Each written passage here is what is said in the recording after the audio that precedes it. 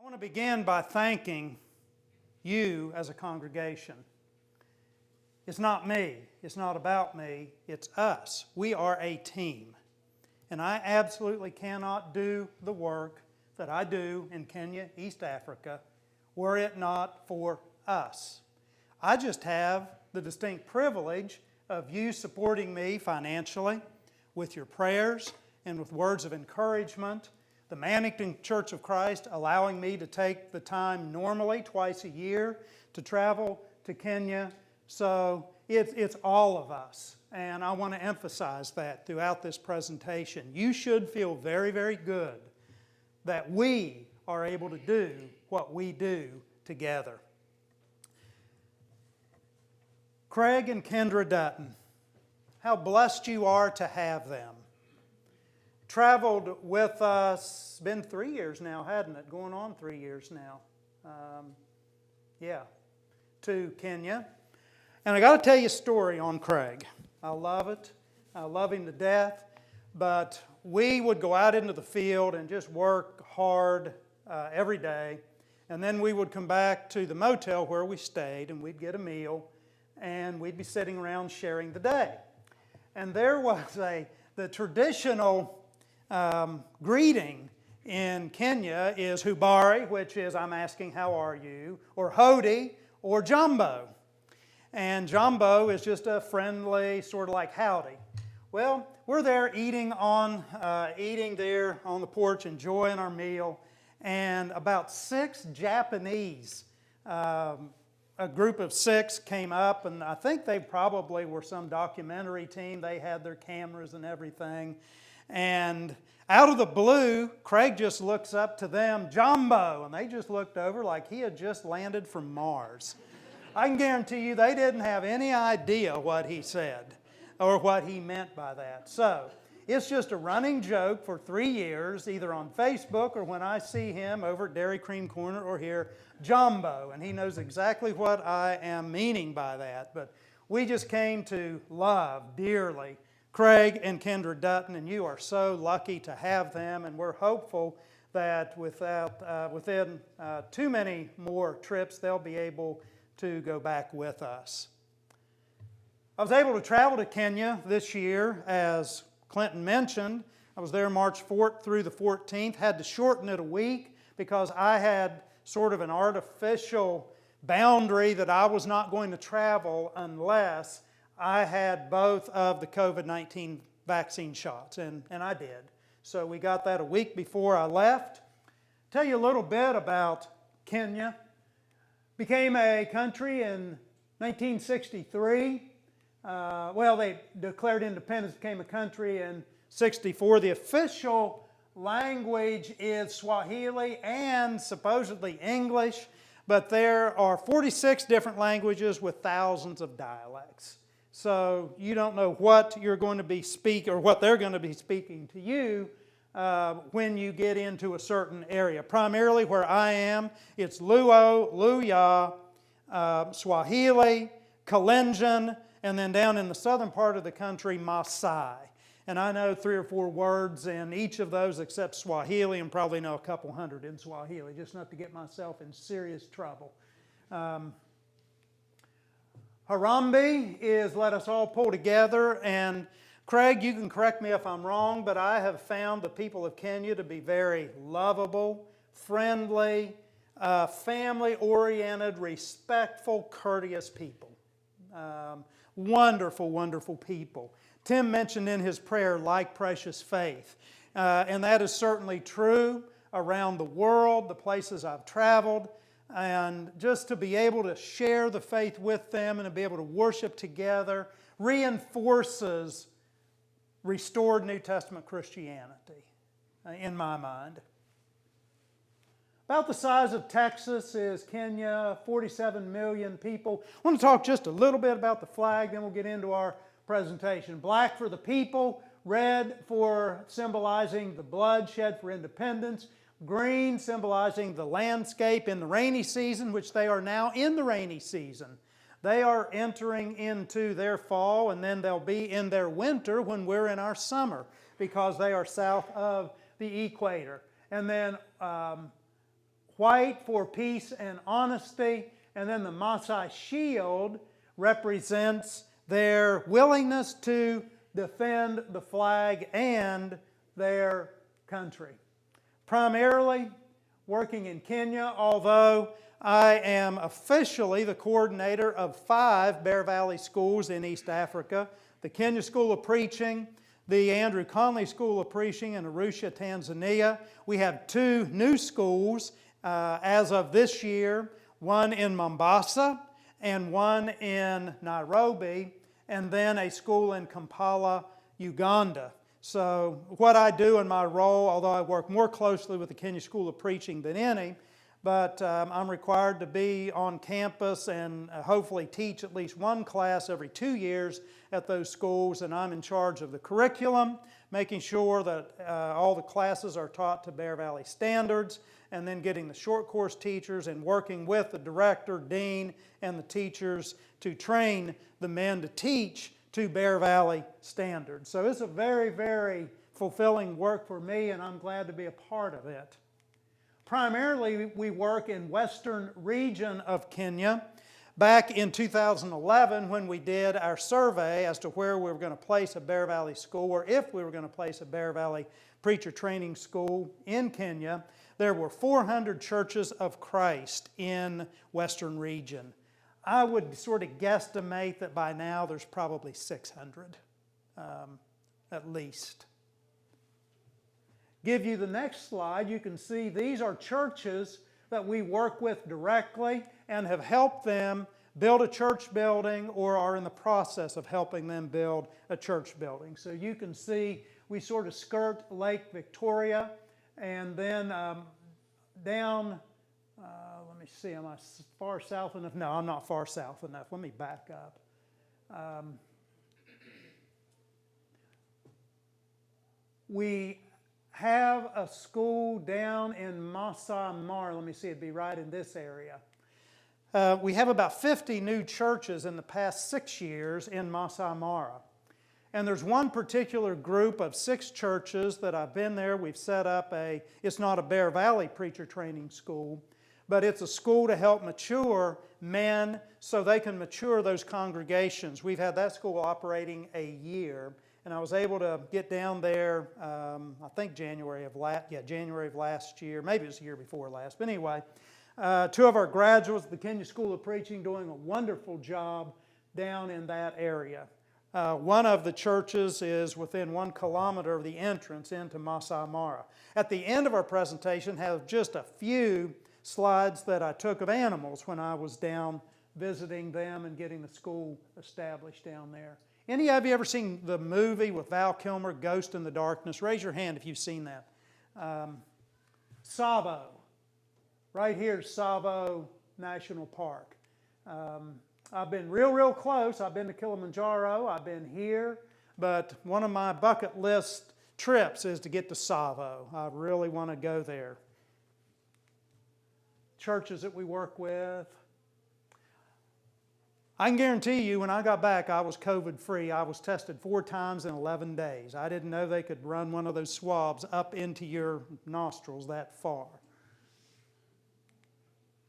Our itinerary. It was very intensive. Can you still see me and if I'm down here okay? Can they see me, Dane or Craig, when live stream? Are we okay down here? Okay, very good. We got into Kisumu at 10:30 Saturday morning. Kisumu is sort of our home base. And our driver picked us up at 12:30. We went out into the field. We went to Hono and Luanda. You'll see pictures of those 2 places momentarily. Then on Sunday, we traveled 3 hours one way to Chiwele. I'll tell you more about Chiwele when we get to the pictures. It's very exciting. Then on Monday through Friday, I taught a short course at the Kenya School of Preaching. I traveled with 2 other Mikes. Mike Jones, he's a deacon down at Pennsboro, and then Mike Rowan. Now Clint, he says he pronounces his name properly, that you don't know how to pronounce your last name. So you and he can argue about that all you want.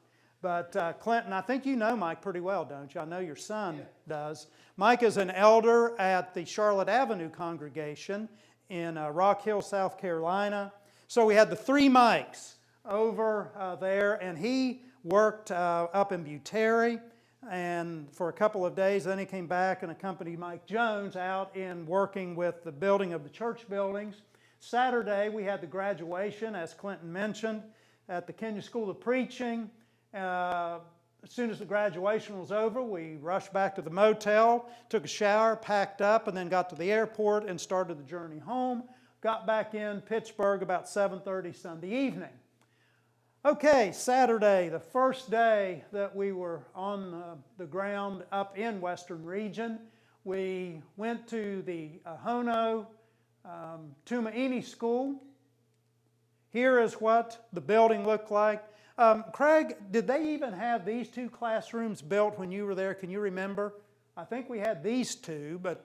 Yeah, I remember there being a big ledge and trying to keep people from jumping off. Yeah. So here's what the building looked like in January of 2020 when I was there the last time. I was not able to make my trip last August because of COVID, and we had to cancel the youth camp. So here's what the building looked like in January 2020. Here's what it looks like now. We've made tremendous progress. This is be our 8 classrooms, 4 on the bottom, 4 here, then a hall up, auditorium up on top. This is David Wasonga.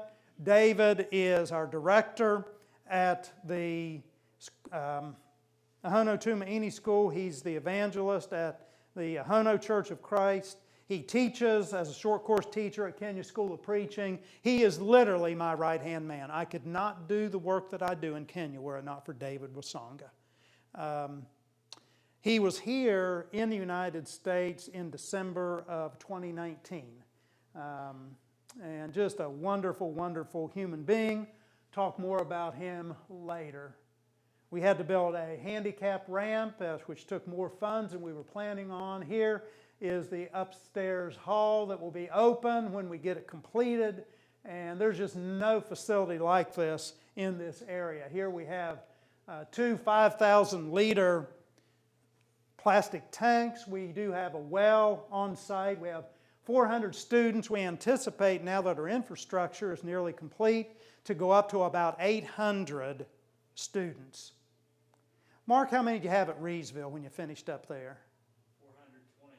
So you know what it's like to be administrator of a school with this size. So that's David's job, basically. On top of full-time evangelist, on top of teaching at the Kenya School of Preaching. There's a national exam that these kids took March 21st. And if you score well on this national exam, score high enough, the government will place you in the equivalent of our high school. And if you score high enough, they will pay for your school. If not, you have to pay for it yourself, which is very, very difficult. Most kids do not have the money to pay for Form 1, 2, 3, or Form 4, which is freshman, sophomore, junior, senior year. But once you get that Form 4, I really think in dealing with the people there, it's almost like the equivalent of a college degree here with what you can do. It's just really important to have that Form 4 education. I've not heard the results of this year's test, but actually 2019 is the last time the students at Ahono Tumaini took the test. Every one of our students scored well enough to be placed in Form 4. We feel real, real good about that. Mark, you know what it's like teaching to the test scores. You know how important those test scores are. It's probably more important in Kenya when it comes to where they will go and their future life. Joseph Patrick Tuju. If you pray for Kenya, keep Joseph Patrick in your prayers. He's an elder at Ahono Church of Christ. He's also the man, and I forget the title, but in order to be licensed and accredited and to operate the way we operate at Ahono Tumaini School, and by the way, the word Tumaini, anyone have any idea other than Craig what that word means in Swahili? It means hope. Hope. So this is a school of hope. 75% of these kids would not be in school were it not for this school. And about that same amount have one or both parents out of the home. We have 69 that we've identified as just extremely poverty-stricken.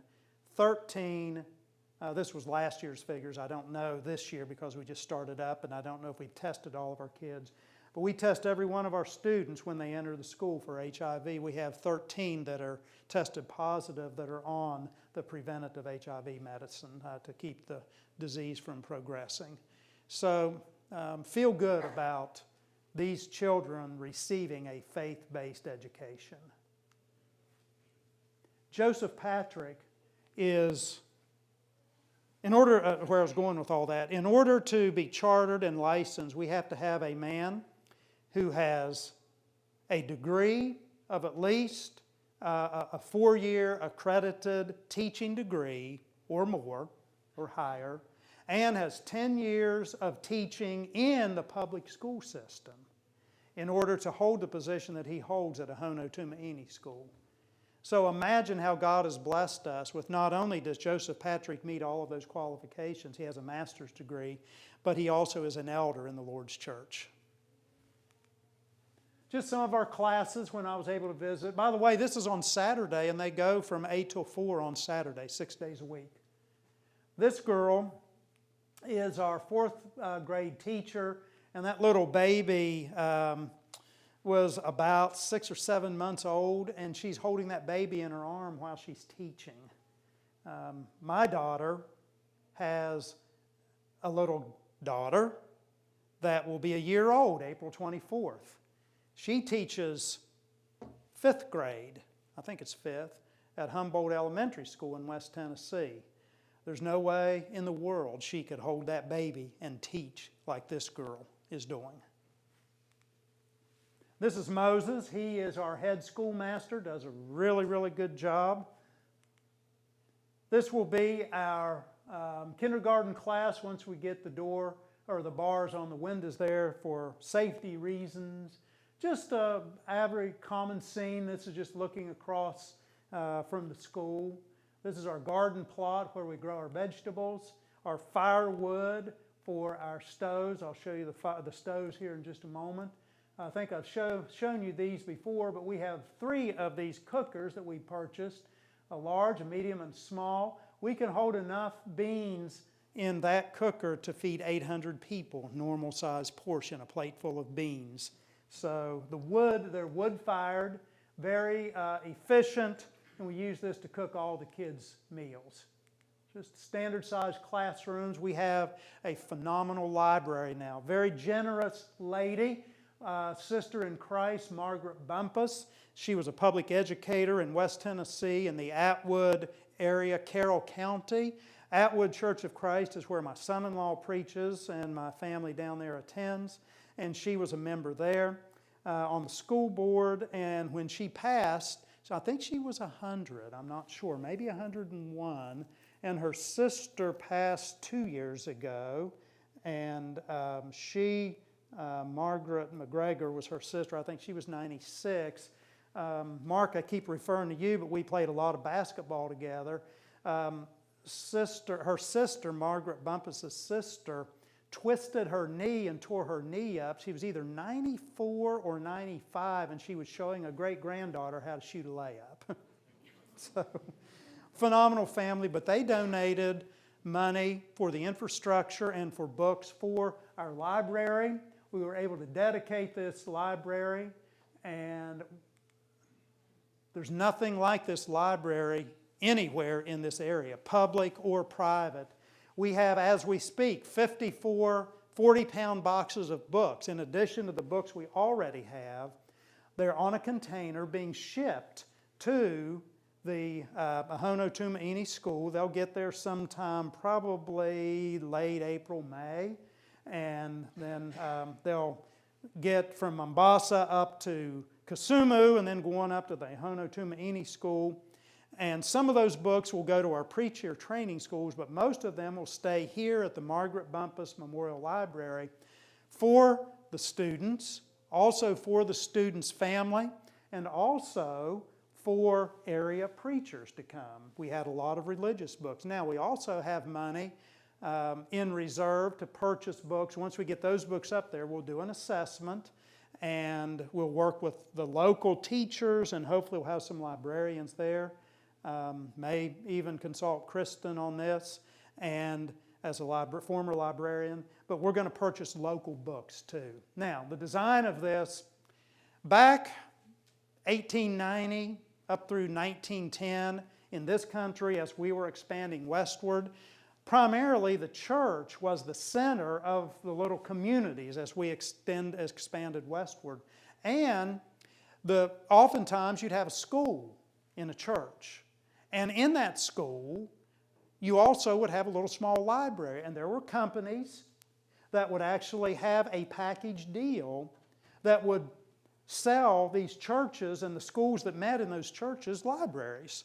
And they had just a list there. I think the Southwest company did this years ago. So that's sort of the vision of this library, that it's not just for those 400 kids at that school, but it's for its community, and it'll expand way out. I think it'll have a huge impact.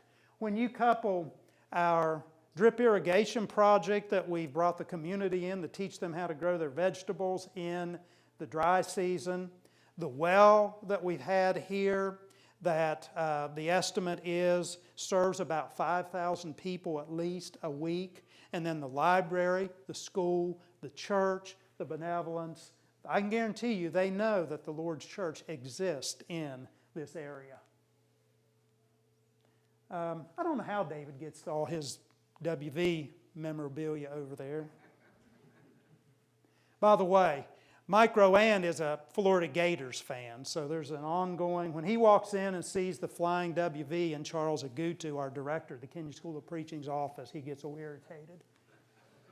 We moved on Saturday to Luanda. Now, my last count, I had 73 in the preschool up through grade 2. We're now up through grade 3.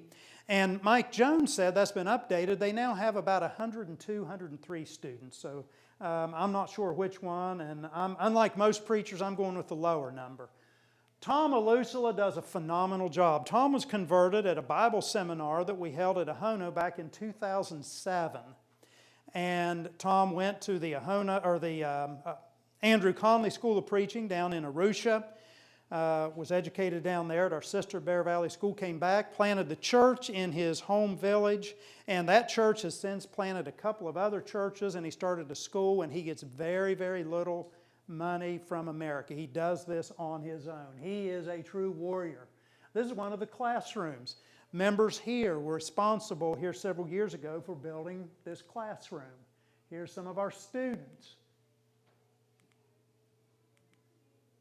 Our kitchen.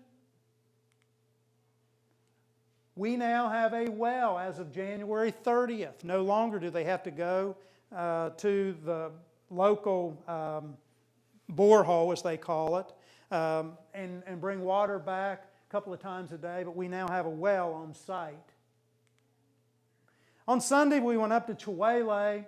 Chiwele, Moses Simiyu Wambigliano is the preacher there. He just graduated at the Kenya School of Preaching March 13th. Moses is, my oh my, how aggressive he is with evangelism and taking care of people. He is the real deal. Now, Chiwele is up north of where we usually work, up in the Mount Elgon region. If you want to look on a map and see where Mount Elgon is, you can go to Eldoret and turn left. Eldoret is known for Kip Kenya and phenomenal, elite, world-class marathon runners. So you probably, if you've watched any documentaries on those runners, they train in Eldoret. Same area, close. Mountainous region. Well, why do we have an orphanage there? The common practice in Kenya is you ask someone, how many children do you have? And if you have a couple that has been married for any time at all, they will usually give you this answer. I have 3 natural born and 4 that we are raising. The 4 that they are raising usually are family members where the mom and dad have passed away, or one, maybe dad's passed away and mom can't feed the children, so whoever is working has taken these children in. Well, what happened when COVID hit, the country basically shut down, and these people could not move back and forth. And the places that really suffered were like in Mombasa and Nairobi, like the Babadoga slum area of Nairobi. We literally had people that were starving there.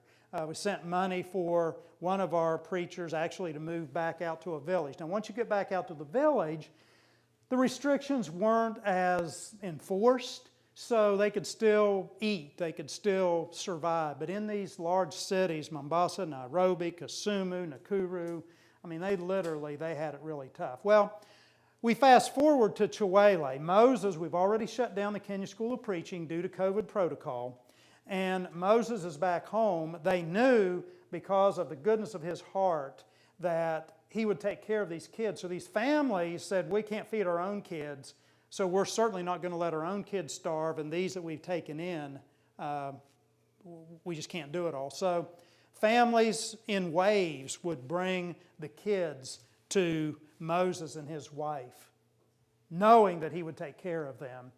There was one group of 7 or 8 that had been locked up. I don't know why they were locked up, but they were locked up in a room for 2 days and severely dehydrated. We had to take 3 of them immediately to the hospital because of pneumonia. But anyway, we get these 39 kids, and finally I just told Moses, I said, look, there's 1 billion people in Africa. We can't take care of all of them. You've got to stop.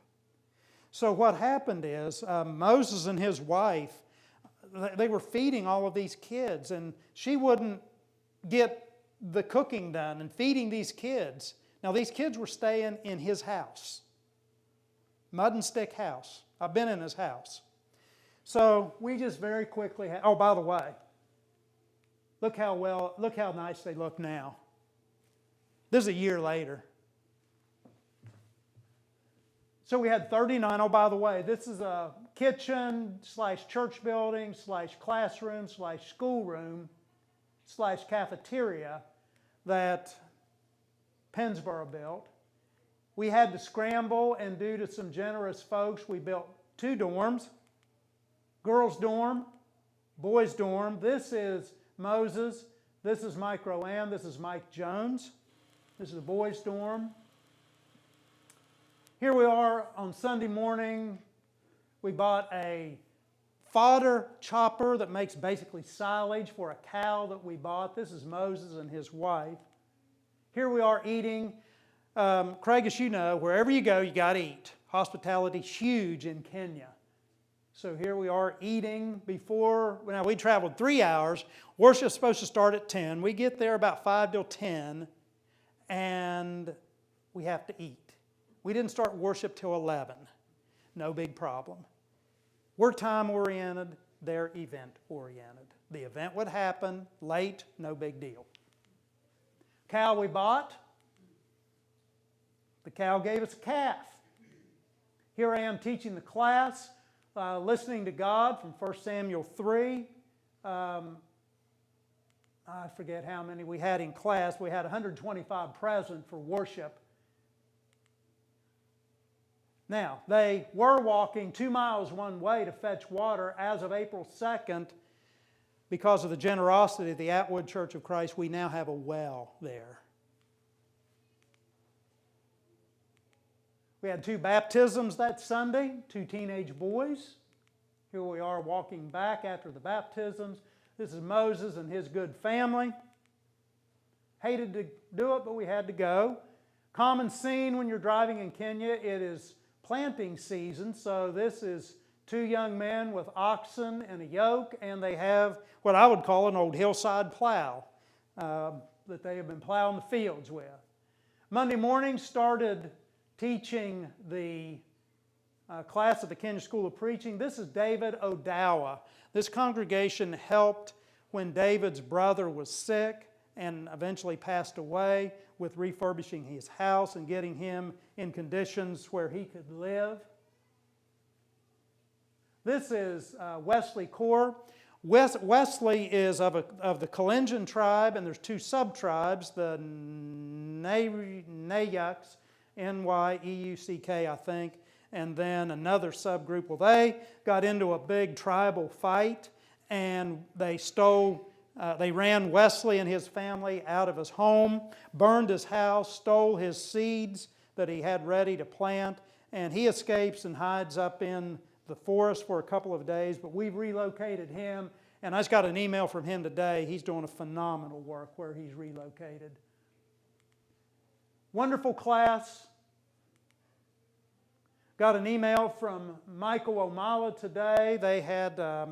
He's just doing a good job at a church that we planted 3 or 4 years ago down in Seaya region. Here's our new kitchen and dining hall at the Kenya School of Preaching. Our cooks. One of my favorite meals, beans and chapati. Craig, what was your favorite meal over there? Probably would have been actually what they make for lunch every day, all those big. Beans and rice? I enjoyed that. Yeah, I did too. That's some of the best stuff they ate. Oh, the beans are phenomenal. No meat in them, just all vegetables, the healthiest it can be.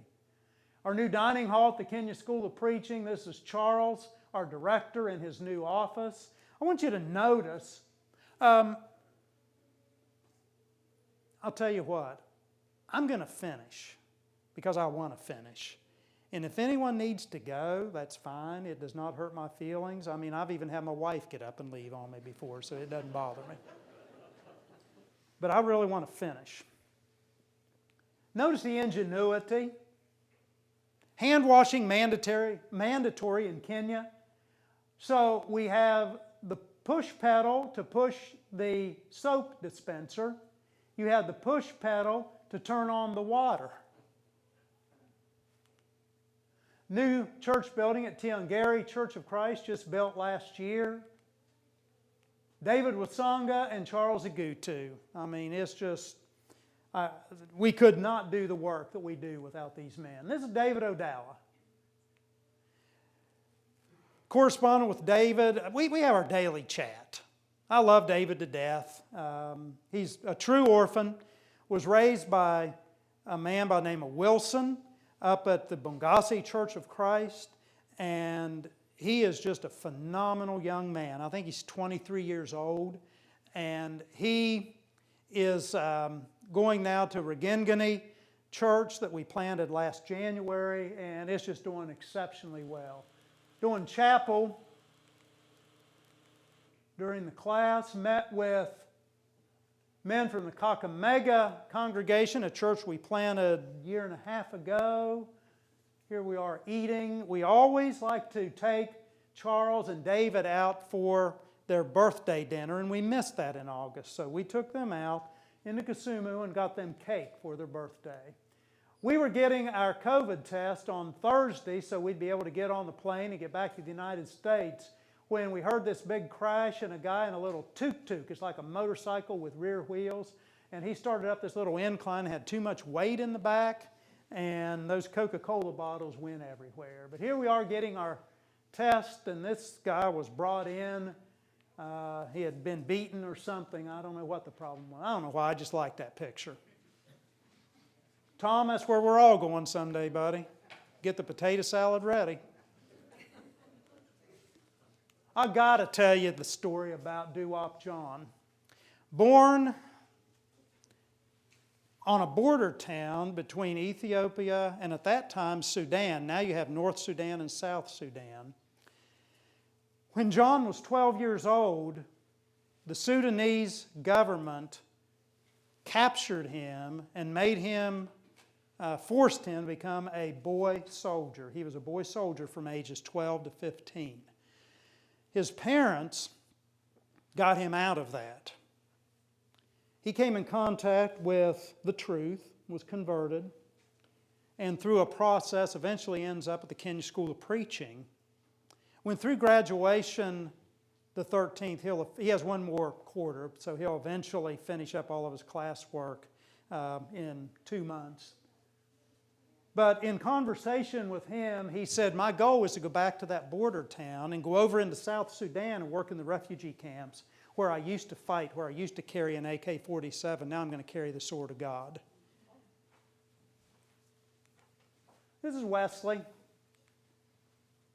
Waiting for our shipment, our container shipment. It'll be there hopefully soon. Just some guys that I work with, had both of them as students, and we continue to work together. Guys down in the Rift Valley that are doing a great job of training preachers and working with widows down there. Some of our great guys that have come back for graduation, and these guys have stayed true to the cause and just wonderful, wonderful men. Lucas Opondo is a man that we had to, after the first year, he was in Kenya School of Preaching, we had to dismiss him. He just couldn't do the work.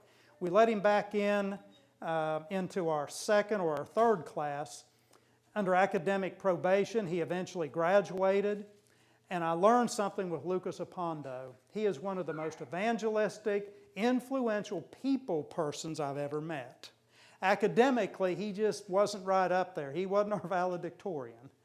But he did graduate with a certificate and is doing a mighty, tremendous work. I got just a couple minutes and we'll finish up. Graduation day. What a day. It was, they were supposed to graduate August 23rd of last year, but they hung in there and graduated this year. Here we are with our staff, faculty and staff, with solar lanterns that was donated by the Atwood Church of Christ. Some of our guys that are graduating, that graduated, just again doing great work. This is David and Rose Wasonga, and this is little Linda Darlene Reese Wasonga, named in honor of my wife. And she is growing up, and she is just as sharp as she can be. This is Samson Amutela, who is our director at the new school in Nairobi. Great, great man. He worked in the slums, still lives in the slums of Nairobi, Babadoga area. Out of his own pocket, has a preschool up through kindergarten and had about 75, 76 students the last time I was there, and just doing a phenomenal work in Nairobi. Jeremiah Boer and Kaplangent, Kippy Kaplangent, they started a school after they graduated from the Kenya School of Preaching, and they're training preachers down in the Rift Valley. This is Paul Otiena, and at graduation day, he went back and showed me 5 trees that he planted on the back of the property. He says, I want them to know that I was here. Speaking of graduation, our graduates, we graduated 17. We lost one of our students, died suddenly, our class president actually. Jonathan Asimbu died suddenly, just really don't know what happened back in November. If this wasn't a super spreader event in Kenya, they'll never have one. By the way, we had 3 valedictorians. The dean calls me in the day before graduation and says, we have 3 with 94 points, and there was like a 1/10 of a point separating our 3. What do? I said, no question, we're going to have 3 valedictorians. That's the only honest way to do it. David Odawa was one of our valedictorians. For graduates, I want you to see what these men accomplished while they were in class for 2.5 years. Completed 56 classes, baptized 461, restored 10 churches to New Testament worship, 159 individual restorations. They planted 21 churches, established the orphanage, enrolled over 1,000 in World Bible School correspondence courses and multiple gospel meetings. Now, this is while going to school full time. Wish I had time to tell you about John and Hasnat Aluch. Wonderful story. This is Moses and his family. Again, me with little Linda. Joseph Musembe. I was in Naimasari, Kenya, preaching a gospel meeting out under a canopy. Joseph walked by, stood and listened. I didn't know about this until several years later. He listened to what I was teaching. He liked it. He found John Aluch. John studies with him. Joseph is baptized. He goes to Christians for Kenya, which is a feeder school for the Kenya School of Preaching. Eventually ends up in the Kenya School of Preaching, graduates from the Kenya School of Preaching in our second class, goes back. He's now the preacher at Naimasari, just doing a phenomenal job. Water is life. Just some common scenes in Kenya. grinding the millet for ugali. Just some of the common scenes. This is what they eat a lot for breakfast. It's like donuts without the holes, avocado and chocolate or tea. This is breakfast at Regengani. We planted the church back here in January of 2020, and it's growing in number and spiritually. And David Odawa will be traveling there twice a month for at least a year to help mature that congregation. Just some of my favorite foods. They don't waste anything in the chicken. Rose cooking fish for us, beans and rice. Just some of the common scenes in Kenya. Here I am down in Masai Mara. This cheetah chased an impala, didn't catch it. We went around the little ways, and she had 2 little cubs. Just some of the common scenes. Well, what was accomplished? What did we do, and what did God accomplish through us? John Aluch got his national health card for a year. The orphanage, we were able to lease some more land for them. We purchased 10 chickens. I didn't change that. We have a well there now. We're in the process of getting a church building built. Ubiyangu, a church we've worked at for several years, we got a cement floor for them. Kabuye left money for a gospel meeting. We're in the process of building a church building there. Numerous benevolence projects helped David with his house. Matende Church of Christ, where Lucas Apondu is, we got money for a door there and plans to build a church building at Luanda, Wayera, and Laida in the future. God willing, we'll return to Kenya July 15th through the 31st of this year. Keep that in your prayers that we're able to do that. This is a scene. We go to a local fish restaurant. Never had Craig and Kenya there. We started going here. Craig and Kendra will get you there, God willing, someday. Beautiful. This was the Friday night before I flew out on Saturday. You can't see it, but there's a hippopotamus poked his head up right there. Kwaheri. That's how you say goodbye in Swahili. Oriti, goodbye in the Luo language. We give God the glory. We're simply His vessels, and we simply want to do what He wants us to do. The folks in Kenya hunger and thirst for the gospel. They're so receptive. We're a post-Christian culture here in the United States. It's getting worse. I'm doing some research now for a manuscript that I have to have in the end of the week for the Bear Valley Lectures out in Denver in September. And some of that research has shown that we're just getting a whole lot worse in the past couple of years as far as our Bible knowledge, our view of Christianity, that 40 years old and down are, for the first time ever last year, said their religious affiliation is none. First time ever that's been the majority. That's sad. There's folks that have literally never heard the gospel message. It's hard for us to imagine. The preachers, when they graduated from the preacher training school, brother, can you give us money for Bibles? Begging for Bibles and chairs so they have a place to sit when they worship and a Bible to read. How many of you have a Bible in your home? How many of you have more than one Bible in your home? Yeah, I don't even know how many I have. How many times have you heard the gospel? Many. If you're here and not yet a Christian, you may never have another opportunity to hear it. Think of how blessed we are. Think of how God is going to judge us compared to what folks in a third world country have, with opportunities, with the luxuries. One thing I want to share, then we're going to sing the invitation song. I have enough rapport with the folks there now, and I've been out enough. They know me, I know them, that I can be honest with them. And I'll say, look, you look to Americans and say, I want to be like you because you're rich.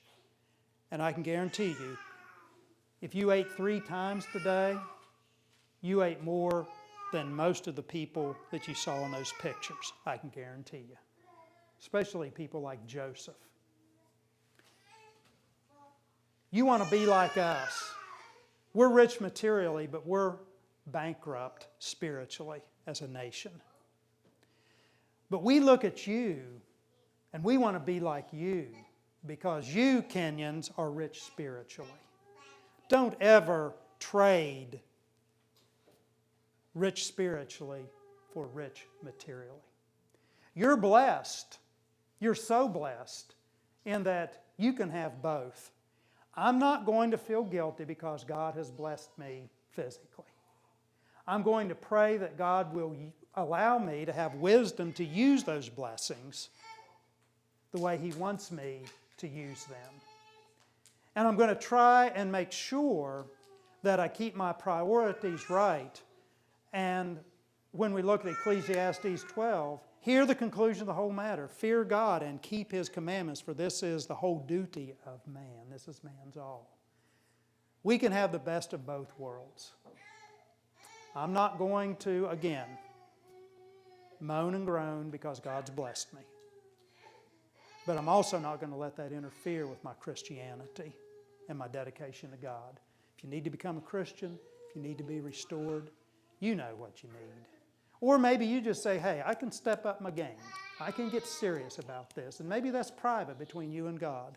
But I believe some way, somehow, everyone should respond to the invitation tonight, some way, in some form or fashion. If you need to respond in a public way, let us know right now as we stand and sing.